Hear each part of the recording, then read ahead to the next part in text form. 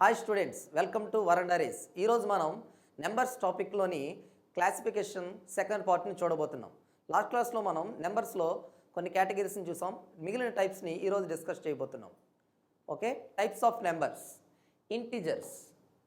Integers మనకి numbers లైన్లో positive numbers, negative numbers కోసం చెప్పడం జరిగింది. అయితే negative numbers, positive numbers including జీరోతో కలిపి చెప్తే దాన్ని ఇంటీజర్స్ అని అంటారు. -∞ To +∞, all numbers are referred as integers. దీన్ని జడ్తో డినోట్ చేస్తారు. దీంతో జడ్తో రిప్రజెంటేషన్ చేస్తారు. సున్నాతో కలిపి అన్ని రుణ సంఖ్యలు, ధన సంఖ్యలని మనం ఇంటీజర్స్గా పిలుస్తాం. పూర్ణ అంకాలు అని అంటాం. దీన్ని మనం దేంతో రిప్రజెంటేషన్ చేస్తామంటే జడ్తో రిప్రజెంటేషన్ చేస్తాం. Next category prime numbers. Prime number అంటే ఏదైనా ఒక నెంబర్కి ఒకటి మరియు అదే నెంబర్ ఫ్యాక్టర్స్గా ఉండాలన్నమాట. ఫర్ ఎగ్జాంపుల్ 3 అనే ఒక నెంబర్ని తీసుకున్నాను. దీనికి ఫ్యాక్టర్స్ ఏమేమి ఉంటాయి? 1 and 3. అలాగే 5 అనే నెంబర్ని తీసుకున్నాం. దీనికి ఫ్యాక్టర్స్ ఏముంటాయి? 1 and 5. మీరు అబ్జర్వ్ చేసినట్లయితే మనం తీసుకున్న రెండు నెంబర్లకి 1 అనేది కామన్ ఫ్యాక్టర్గా ఉంది, అలాగే అదే నెంబర్ ఫ్యాక్టర్గా ఉంది.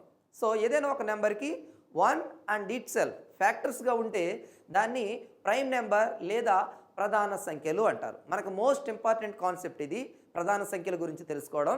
మనకి 1 to 100 వరకు ఉన్న న్యాచురల్ నెంబర్స్ని మనం అబ్జర్వ్ చేసినట్లయితే 25 ప్రైమ్ నెంబర్స్ ఉన్నాయి. ఎన్ని ఉన్నాయండి? 25 ప్రైమ్ నెంబర్స్ ఉన్నాయి. టోటల్లీ 25 ప్రైమ్ నెంబర్స్ ఉన్నాయి. అందులో 1 నుంచి 50 వరకు 15 ప్రైమ్ నెంబర్స్ ఉన్నాయి. అలాగే 50 నుంచి 100 వరకు 10 ప్రైమ్ నెంబర్స్ ఉన్నాయి. From 1 to 50 there are 15 prime numbers. 50 to 100 there are 10 prime numbers ఉన్నాయి. అలాగే మనం గుర్తుంచుకోవాల్సింది ఏంటంటే ప్రైమ్ నెంబర్స్లో ఈవెన్ ప్రైమ్గా 2ని మాత్రమే పిలుస్తారు. 2 is called as even prime. Next composite numbers. మీకు రీజనింగ్లో కూడా యూజ్ అవుతుంది. కాంపోజిట్ నెంబర్స్ మీరు బాగా గుర్తుంచుకోవాలి. టోటల్ నెంబర్ సిస్టంలో న్యాచురల్ నెంబర్స్లో ప్రైమ్ నెంబర్స్ని 1ని పక్కకు పెట్టేస్తే మిగిలిన సెట్ని కాంపోజిట్ నెంబర్స్ అంటారు. అంటే except 1 and all prime set. 1 మరియు మిగిలిన ప్రధాన సంఖ్యల సమితిని మనం తొలగించగా ఏర్పడిన సమితిని సంయుక్త సంఖ్యల సమితి అంటారు. 1 అనేది ప్రధాన సంఖ్య అవ్వదు, కాంపోజిట్ నెంబర్ అవ్వదు. It just a number. మీరు బాగా గుర్తుంచుకోవాల్సింది 1 is neither prime Nar composite. Next coprime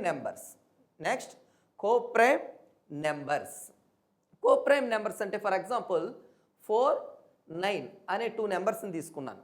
4 and 9 అనే 2 నెంబర్స్ని తీసుకున్నాను. మీరు అబ్జర్వ్ చేయండి, 4కి ఏమేమి ఫ్యాక్టర్స్ ఉంటాయి? 1, 2, 4. అలాగే 9కి ఫ్యాక్టర్స్ ఏముంటాయి? 1, 3, 9. మీరు అబ్జర్వ్ చేస్తుంటే 4కి ఫ్యాక్టర్స్ 1, 2, 4, 9కి 1, 3, 9. బట్ అబ్జర్వ్ చేయండి, ఈ రెండింటికి కామన్ ఫ్యాక్టర్ ఏంటి? 1 మాత్రమే. ఇంకేమైనా ఉన్నాయా? లేవు. సో ఏవైనా 2 నెంబర్స్కి only 1 is a common factor. ఏవైనా 2 నెంబర్లకి 1 అనేది మాత్రమే ఫ్యాక్టర్గా ఉంటే ఆ 2 నెంబర్స్ని కోప్రైమ్స్ అంటారు. కోప్రైమ్స్ అంటే ప్రైమ్ నెంబర్లకు కాదండి, కానీ వాటికి ఉండే కామన్ ఫ్యాక్టర్ మాత్రం 1 అవుతుంది.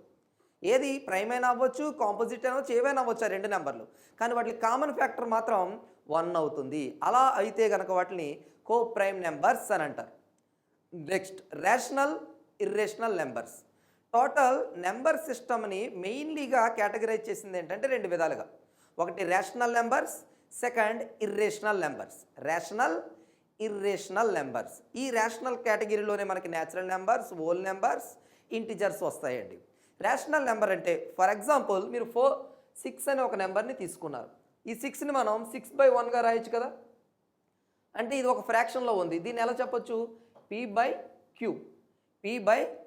అంటే మనం ఏదైనా ఒక నెంబర్ని p/q ఫార్మాటింగ్లో రాయగలిగితే దాన్ని రేషనల్ నెంబర్ అని అంటారు. Any number is in the form of p/q is called as rational numbers. q value 0 అవ్వకూడదు. మరి ఇర్రేషనల్ అంటే ఏంటి? రాయలేని దాన్ని ఇర్రేషనల్ అంటారు. ఫర్ ఎగ్జాంపుల్ క్యూబ్ రూట్ 5 అని ఉంది. క్యూబ్ రూట్ 5 దీని వాల్యూ మనం ఎగ్జాక్ట్గా చెప్పగలమా? చెప్పలేము. అలాంటప్పుడు దీన్ని మనం p/q ఫార్మాట్లో రాయలేము. అలాగే రూట్ 3 అని ఉంది. దీన్ని మన వాల్యూ ఏమంటాం? అప్రాక్సిమేట్లీ 1.732 అని అంటాం. అంతే తప్ప ఎగ్జాక్ట్గా 1.732 కాదు. దాన్ని మనం p/q ఫార్మాట్లో రాయలేము. సో p/q ఫార్మాట్లో రాయని ప్రతిదాన్ని ఇర్రేషనల్ నెంబర్ అని అంటారు. రాయగలిగిన దాన్ని రేషనల్ నెంబర్ అని అంటారు. ఇది నెంబర్స్కి సంబంధించిన entire classification criteria. Okay students, ఇవాళ చెప్పిన టాపిక్ అంతా మీకు అర్థమైంది అనుకుంటున్నాను.